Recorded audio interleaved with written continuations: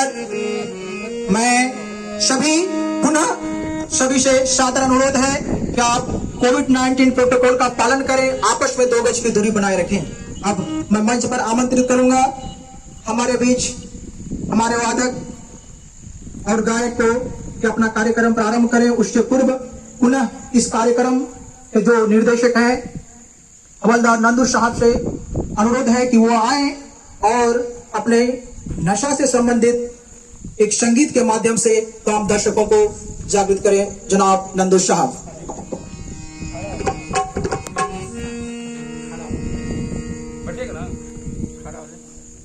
Hello hello uncle उठाओ।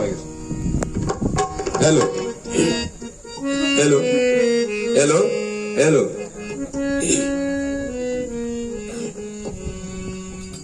नशा विमुक्ति दिवस समारोह के अवसर पर हम एक नशा के विषय में ही एक गाना उठा रहे हैं जिसे कि कुछ हेलो शिक्षा इससे प्रद हो।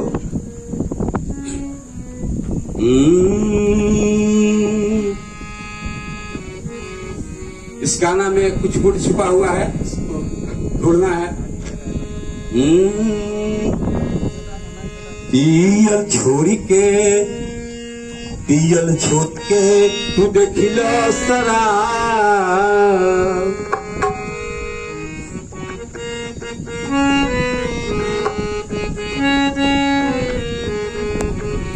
पियल छोड़ी के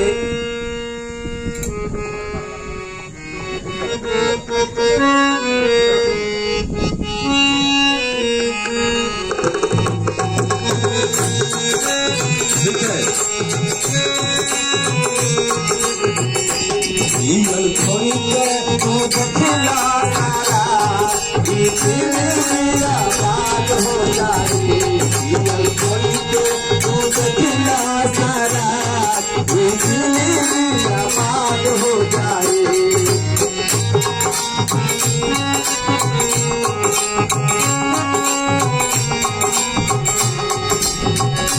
देखो देखो उठा के नजर देखियो,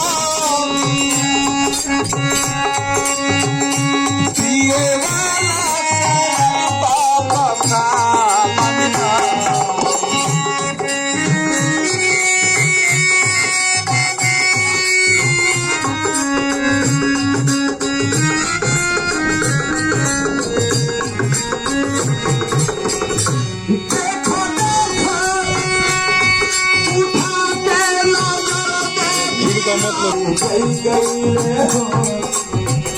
घर उजड़ी गई हो गई जिंदगी बर्बाद हो गई। पियल छोड़ के तू देखिलो शराब, जिंदगी आबाद हो जाई।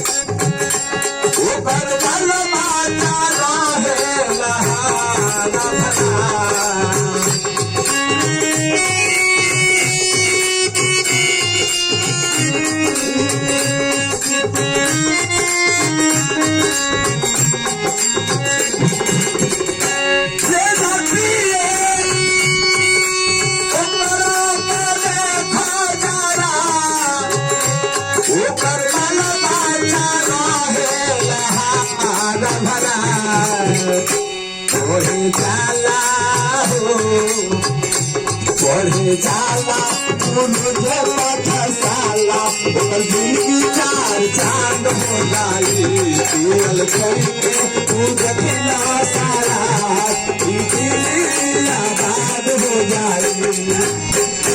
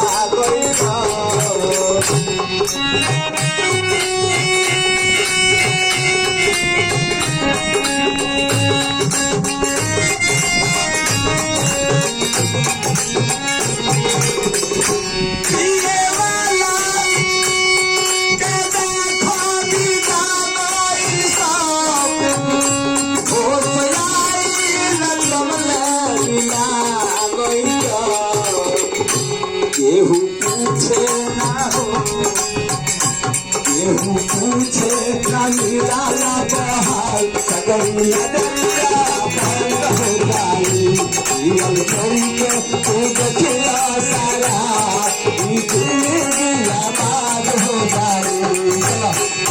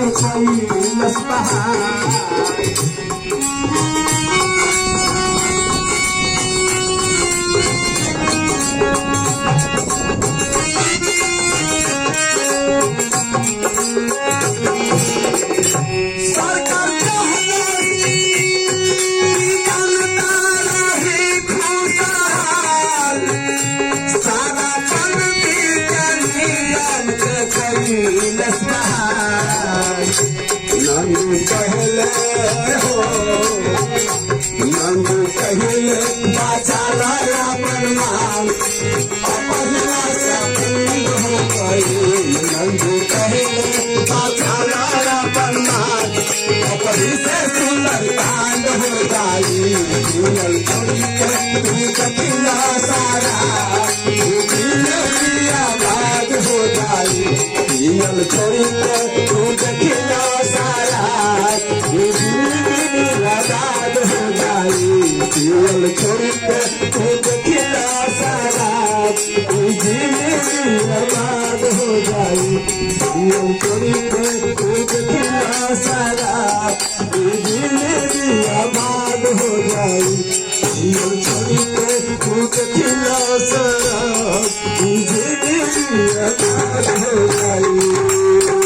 बहुत बहुत धन्यवाद नंदू साहब। चलिए कहा गया है नशे की लत जो जारी है, नशे की लत जो जारी है बहुत ही अत्याचारी है। नशे की लत जो जारी है बहुत ही अत्याचारी है। मेले लगते हैं शमशानों में, आज इसकी तो कल उसकी बारी है दोस्तों, आज इसकी तो कल उसकी बारी है। अब हम मंच पर उपस्थित आदरणीय पुलिस उपाधीक्षक साहब से सादर अनुरोध करेंगे कि आप मंच पर आए और इस अंतर्राष्ट्रीय नशा विमुक्ति दिवस पर अपने मुखार बिंदु से हम सभी को मार्गदर्शित करें। सर संजय साहब। इस अंतर्राष्ट्रीय नशा विमुक्ति दिवस के आयोजित कार्यक्रम में उपस्थित हम लोगों के अभिभावक आदरणीय समादेष्टा महोदय को सादर अभिनंदन करते हुए उपस्थित पदाधिकारियों को भी सादर अभिवादन, हमारे प्यारे आरक्षी संवर्ग के भी कर्मचारियों को भी सादर स्नेह। यह आजकल समाज में देखा जा रहा है कि नशा एक बहुत जोर से पकड़ लिया, खास करके युवा वर्गों में। यह केवल हमारे ही देश में नहीं, विदेशों में भी इस तरह की मतलब प्रबल रूप से पकड़ लिया है ये नशा, जिसके चलते नशा सेवन से बहुत तरह के लोगों में बीमारी हो रही है, लोग मर रहे हैं। उसके इलाज पर भी सरकार को देश और अंतर्राष्ट्रीय स्तर पर भी बहुत खर्च करने पड़ रहे हैं। और नशा खास करके जो युवा वर्ग है वो केवल शराब, चरस आदि की ही नशा से नहीं जूझ रहे हैं, ड्रग्स के माध्यम से। ड्रग्स में भी बहुत सूंघने वाले हैं, जैसे कि लोग भोलनी सूंघ रहे हैं, इंसुलिन क्या कर रहे हैं, जो साकता है चक्का नहीं क्या बोलते हैं, इंसुलेशन सूंघ रहे हैं, विभिन्न तरह के ड्रग्स ले रहे हैं, सुई ले रहे हैं, ऐसे ऐसे मादक चीज ले रहे हैं जो दवा की दुकानों के अलावा किराना दुकान पर भी मिल जाया करें सस्ते से। तो ये सारी चीजों को देख करके अंतर्राष्ट्रीय रूप में इसको बैन किया जाए, मनाया जाए। तो संयुक्त राष्ट्र महासभा ने 7 दिसंबर 1987 को एक प्रस्ताव पारित किया कि पूरे विश्व में नशा विमुक्ति दिवस 26 जून को मनाया जाए, जिसके चलते लोगों को जागरूक किया जाए। इसी के तहत आज पूरे विश्व में विभिन्न जगहों पर नशा विमुक्ति दिवस का आयोजन किया जा रहा है। एक नाटक के माध्यम से या अन्य प्रसार माध्यमों से लोगों को जागरूक किया जाए। साथ ही साथ कानून का भी निर्माण किया गया है, इलाज की भी व्यवस्था की गई है। संयुक्त राष्ट्र महासभा ने उस प्रस्ताव में व्यवस्था दिया है कि इसमें इलाज भी हो और कानून भी बने कि इसका अवैध व्यापार या तस्करी, निर्माण और ये वहन आदि न हो। नशा पान से सबसे बड़ी बात है कि व्यक्तिगत, पारिवारिक और सामाजिक क्षति उठानी पड़ती है। इवन की नशेरी अगर मर भी जाता है, तभी मरने के बाद तो लोग किसी को उपेक्षा की दृष्टि से नहीं देखता, सम्मान की दृष्टि से देखता है। लेकिन समाज में लोग बोलता पियक्कर था, मरने के बाद भी उसका उचित सम्मान नहीं मिलता है। इसके बाद उसके बाल बच्चों, परिवार के लोग भी कहता है पियक्कर का लड़का है, नशेरी का बेटा है, नशेरी का बेटी जा रहा है। मतलब उसके बच्चों को भी वो सम्मान नहीं मिलता है जो नशाबाज के कारण उसके परिवार को क्षति होती है, आर्थिक क्षति होती है। समाज में भी नशा पी करके वह समझ नहीं पाता कि हम सामाजिक कार्य कर रहे हैं, असामाजिक कार्य कर रहे हैं, चोरी, लूट, डकैती आदि भी, जिसके चलते, बीमारी के चलते जेल जाने से भी समाज उसका आर्थिक क्षति होता है। इसलिए इस अवसर पर हम सभी लोग जो जहां जितने संख्या में हैं, अगल बगल लोगों को नशा निरोध के प्रति जागरूक करेंगे, जिससे हमारा व्यक्तिगत, पारिवारिक, सामाजिक, राष्ट्र एवं विश्व का कल्याण होगा। जय हिंद, जय भारत। बहुत बहुत धन्यवाद सर। वास्तविकता है कि नशा हमारे शरीर को खोखला बना देता है। कहा गया है एक छोटा सा संसार बसा था, एक छोटा सा संसार बसा था, घर में सब में प्यार भरा था, दुख सुख सब साझा करता था, दिलों में सबके शगुन बसा था।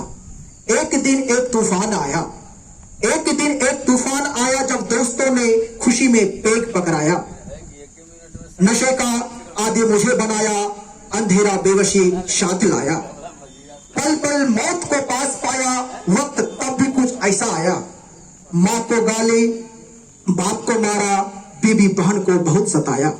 मुझको अपना आप भुलाया, नशे ने मुझे राक्षस बनाया।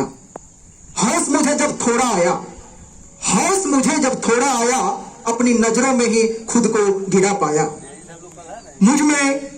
मुझसे रूठ गया था मेरा साया, मुझसे रूठ गया था मेरा साया, लाखों जतन किए और संभल नहीं पाया, लेकिन ऐसा गिरा कि उठ नहीं पाया, लेकिन ऐसा गिरा कि उठ नहीं पाया। यही है नशा। नशे में अगर संलिप्त हो जाते आप तो पुनः उससे उठना संभव नहीं है। लेकिन आज विभिन्न तरह की संस्थाएं, हमारी सरकार और हम सभी नशा को समाज से दूर भगाने के लिए लगातार प्रयत्नरत हैं। अब इस कार्यक्रम के अंत में हम हमारे बीच उपस्थित आज के मुख्य अतिथि आदरणीय समादेष्टा साहब, जो हमारे एक कुशल मार्गदर्शक और वक्ता हैं, हमेशा हमें इस तरह की सामाजिक कुरीतियों को दूर करने हेतु प्रोत्साहित करते हैं, मार्गदर्शित करते हैं।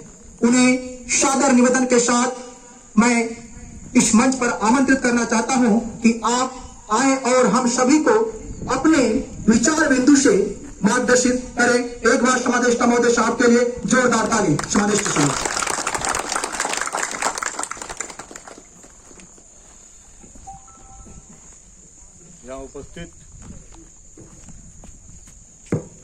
यहाँ उपस्थित बढ़ गई डीएसपी साहब, पदाधिकारीगण, मेरे जवानों, आज हम यहाँ उपस्थित हैं ये अंतर्राष्ट्रीय नशा विमुक्ति दिवस 26 जून 2021 के अवसर पर। ये दिवस पूरे विश्व में अंतर्राष्ट्रीय नशा विमुक्ति दिवस के रूप में मनाया जाता है। नशा जैसे मादक द्रव्यों के दुरुपयोग एवं उसके अवैध व्यापार के रोकथाम से संबंधित है। जैसे मादक द्रव्य, चरस, गांजा, अफीम, कोकीन, हशीश, एलएसडी इत्यादि जो मादक द्रव्य की श्रेणी में आते हैं, उनके दुरुपयोग और जो अवैध रूप से जो व्यापार करते हैं, यानी जो स्मगलिंग होती है, उसके रोकथाम के लिए जन जागरण तैयार करना, जागरूकता तैयार करना, लोगों के बीच ये जानकारी होना कि ये मादक द्रव्य स्वास्थ्य के लिए कितना हानिकारक है। स्वास्थ्य के लिए तो हानिकारक है, समाज के लिए, देश के लिए बहुत ही हानिकारक है।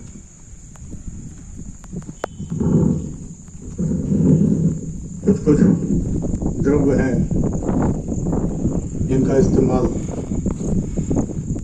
दवा बनाने के लिए होता है, जो कि रैशनल होता है, अफीम वगैरह से। लेकिन जब इसका दुरुपयोग करते हैं तो हमारे स्वास्थ्य को हानि पहुंचाता है। ये सभी बैंड हैं, सरकार के द्वारा अंतर्राष्ट्र में बैन किए गए हैं। संयुक्त राष्ट्र संघ के द्वारा भी इसे उसी श्रेणी में रखा गया है। लोगों को जागरूक बनाने के लिए बताया जाता है और आज का दिन पूरे विश्व में नशा विमुक्ति दिवस के रूप में मनाया जाता है। सबसे बड़ी बात है कि इन पदार्थों का अवैध व्यापार आज की युवा पीढ़ी को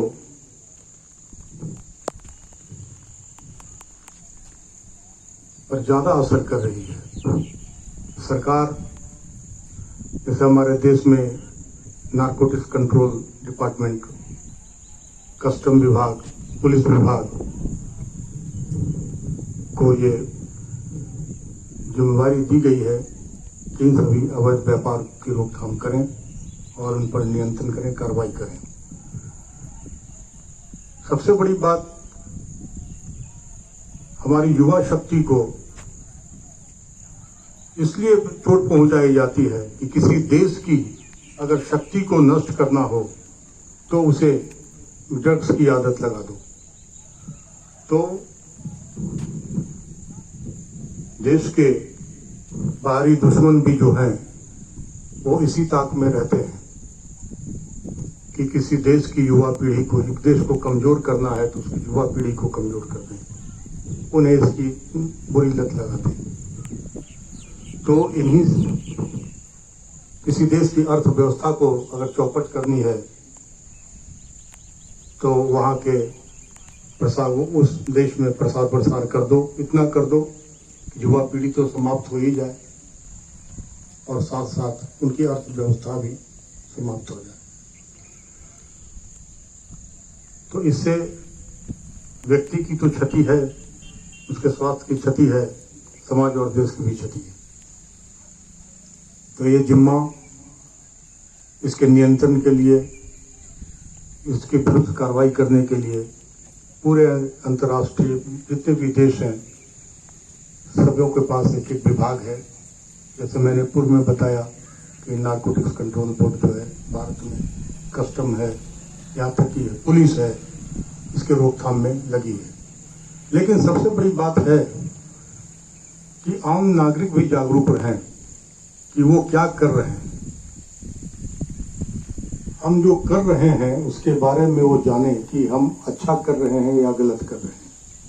उदाहरण के लिए अगर कोई सिगरेट भी पीता है तो 2 मिनट वो सोचे कि क्या जो हम पी रहे हैं वो किसी भी मायने में हमारा स्वास्थ्य वर्धन करता है, मस्तिष्क वर्धन करता है, ज्ञान वर्धन करता है, क्या मेरे लिए उपयोगी है, क्या कोई विटामिन की टॉनिक है, क्या इससे हमारा शरीर मजबूत होगा। तो मानव मस्तिष्क जो नॉर्मल वे में, स्वाभाविक स्तर से आपको जवाब देगा कि नहीं, ये हानिकारक है, किसी भी रूप में सिगरेट पीना नहीं चाहिए, ये इसका गलत असर होता है। तो हम जो काम करते हैं, हमें ईश्वर ने ज्ञान इंद्रियां दी है, तो उस ज्ञान का इस्तेमाल करें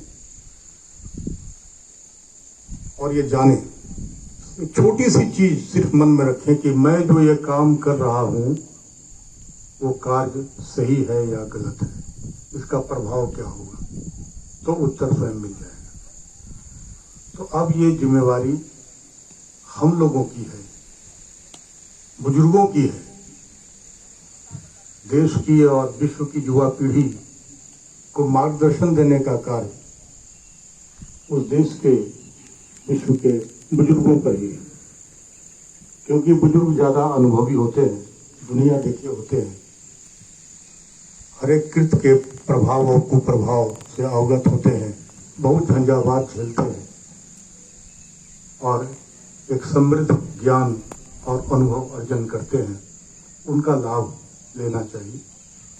और आज हम लोगों का, जैसे बुजुर्गों का, एक कर्तव्य बनता है कि हम अपने बच्चों को, युवा पीढ़ी को ज्ञान दें, अवगत कराएं, सही बात बताएं,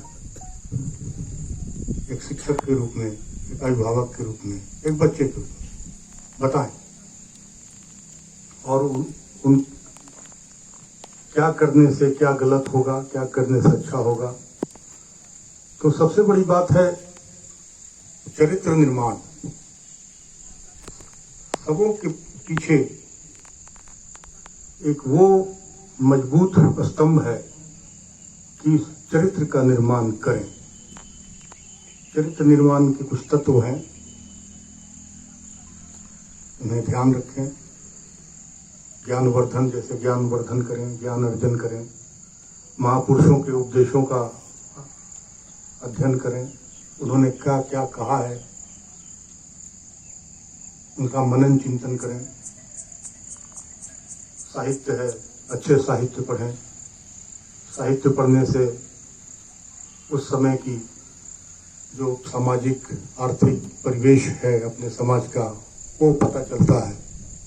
पौराणिक ग्रंथ हैं, उनका अवलोकन करें, पढ़ें। महान महान ग्रंथ हैं, गीता है, कुरान है, गुरु ग्रंथ साहिब है, उसमें जो शिक्षा दी गई है उसे ग्रहण करें। स्वास्थ्य के लिए, मस्तिष्क वर्धन के लिए व्यायाम करें, प्राणायाम करें, जो भी आपको लगे वो करें। इन सब जो बातें हैं ये एक स्वस्थ व्यक्ति के स्वस्थ चरित्र और स्वस्थ मस्तिष्क को उत्पन्न करता है, जन्म देता है। और जिस क्षण आप में ये गुण आएंगे, ये अभ्यास की चीज है, एक दिन में नहीं होगा। आप चाहेंगे कि एक दिन में कोई प्राणायाम कर लें, शीर्षासन कर लें, अनुलोम विलोम कर लें, तो संभव एक दिन में नहीं है। धीरे धीरे धीरे धीरे प्रयास करें, अभ्यास करें।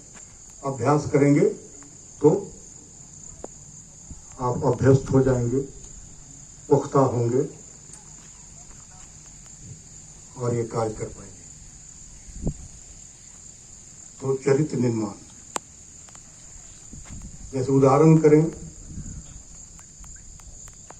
एक शीशे को लें, उस पर कुछ पानी की बूंद डाल दें, देखिए वो अवशोषित नहीं होता, वो सीधे नीचे उतर जाता है।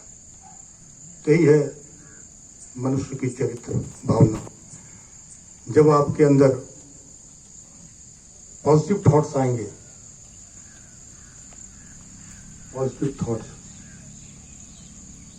उत्तम विचार से पैदा होता है, ये जब आएंगे तो मन में जो नेगेटिविटी है, नकारात्मक भावनाएं हैं, वो स्वयं समाप्त हो जाएगी, उनका प्रवेश ही बंद हो जाएगा।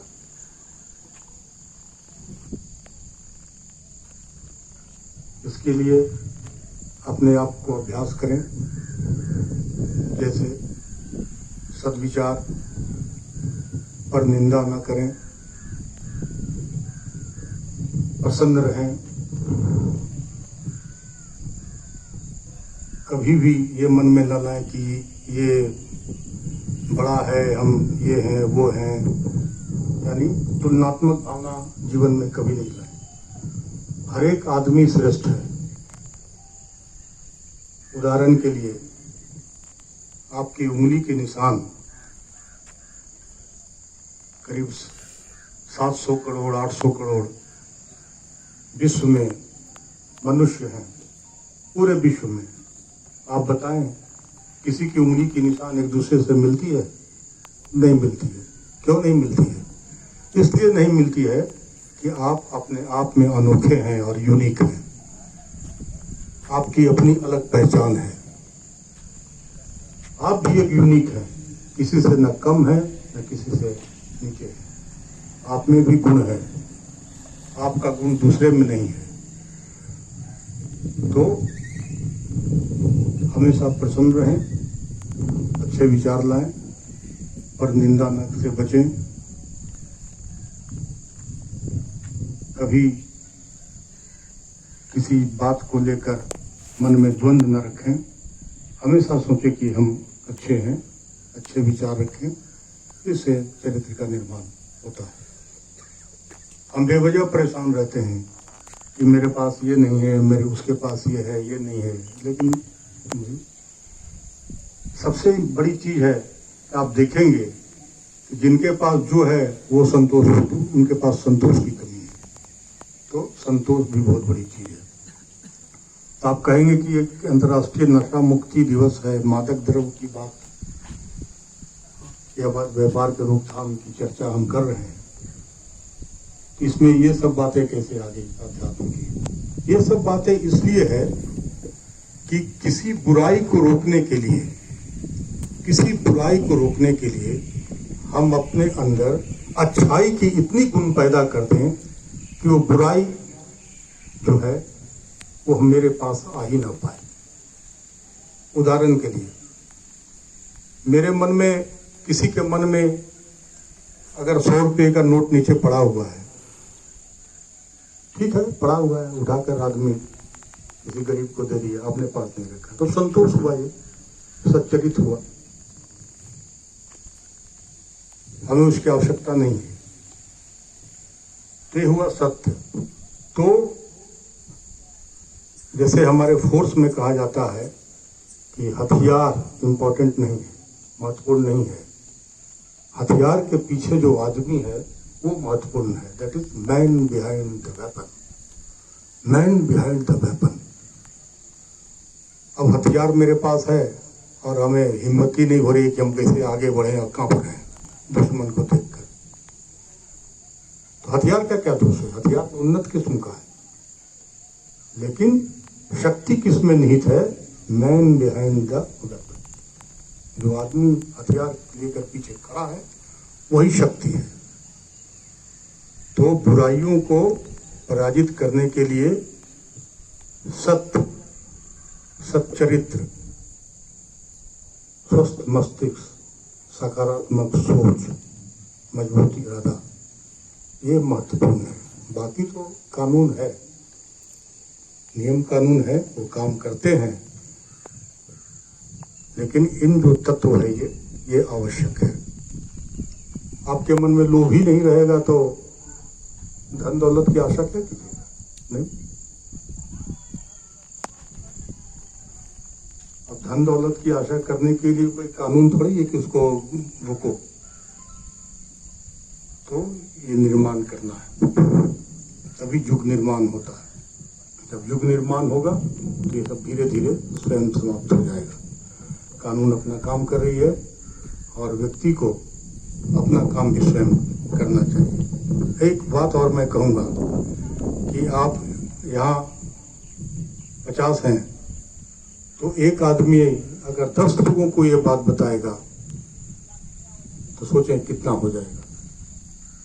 तो इन सभी बातों को की चर्चा करें, जहाँ भी अपने दोस्तों के बीच, गांव देहात समाज जहाँ जाएं तो लोगों को जागरूक करें, बतावें कि ये मादक द्रव्य जो है ये गलत है, स्वास्थ्य के लिए हानिकारक है, देश समाज के लिए हानिकारक है, और इसकी रोकथाम की दिशा में